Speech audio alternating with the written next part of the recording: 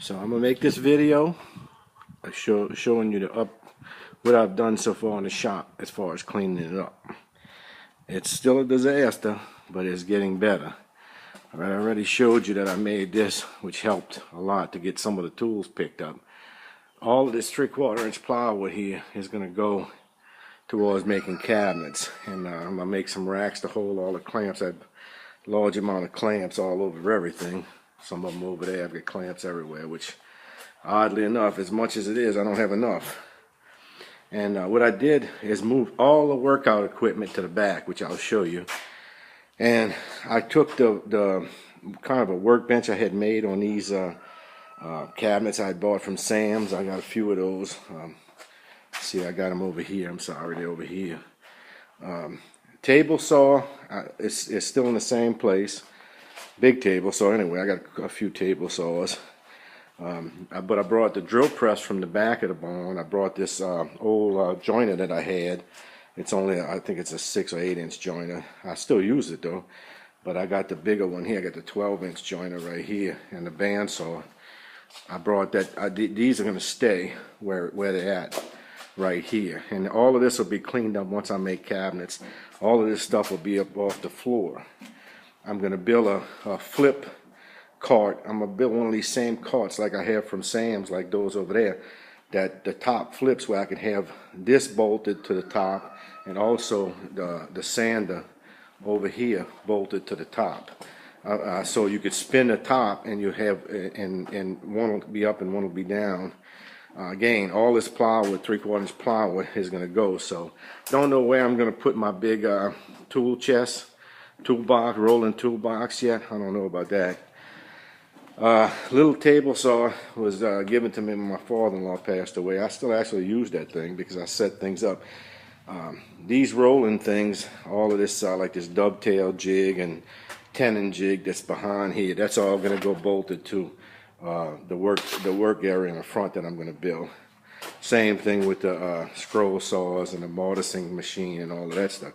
But the big thing I want to talk about, all the dumbbells I took off this rack, and I'm going to take this rack apart and make it where it's going to be all one level along the wall, because I can't stand digging like the heavier weights off that bottom. I always been busting my fingers, so I'm going to have it all waist level like this. So I'm going to take all those pieces off and bolt it together and make a rack along the wall.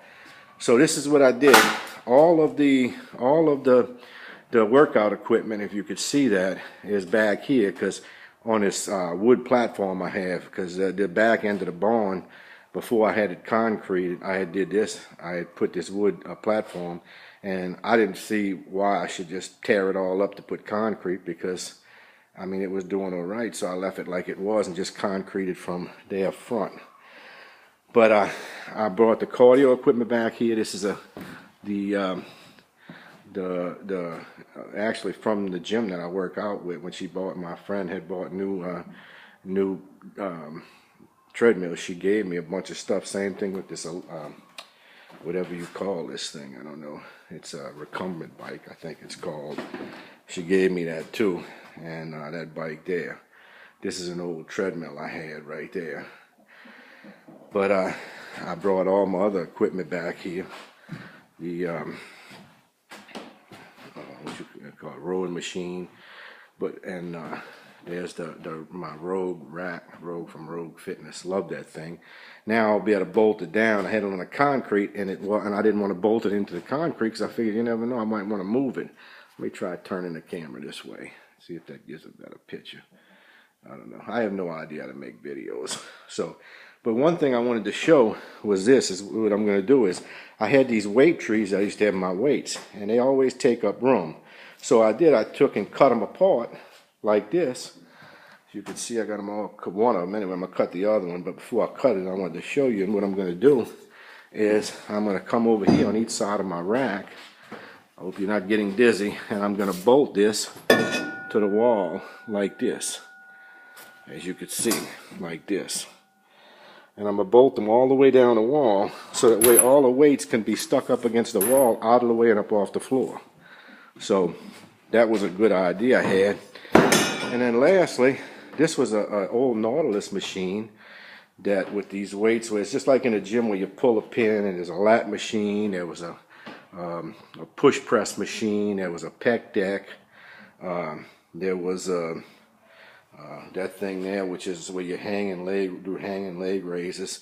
Well, I decided I was going to give it away. Actually, I don't know if you can see it. It's kind of maybe a little dark there. But and then I started thinking about it, and I said, I'm gonna cut that thing into pieces too. Here's my weight jack for deadlifting. But I'm gonna cut it apart because it took up a lot of room. What I'm gonna do is I'm gonna cut it apart and make it into individual sections where I can bolt it to the wall, where it's up against the wall and out of the way. And because the thing works beautiful, it works just as good as any gym equipment I've ever worked on. I mean, it's smooth. You just pull a pin. It's got a pile of weights. I mean, doing lats, I'm pretty good, and I think I could maybe use most of the stack, but not all of it. So anyway, that's pretty much what I've done so far. I mean, it's still a mess, don't get me wrong. I'm not bragging about it, but it's if I could have showed you what it looked like before, it was a complete freaking disaster, and now it's only a half freaking disaster. All right, that's it for today.